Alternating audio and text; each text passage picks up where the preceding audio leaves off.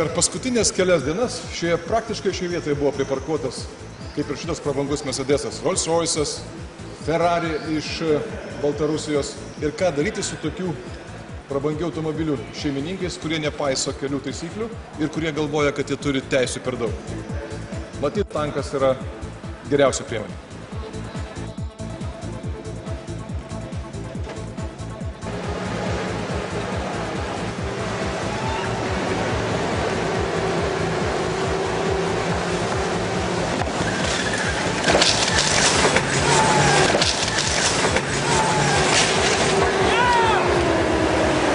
Jeigu automobilis parkuos blogai, bus va taip.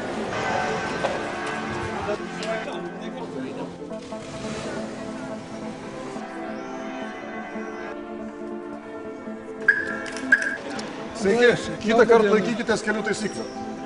Pasistengsiu.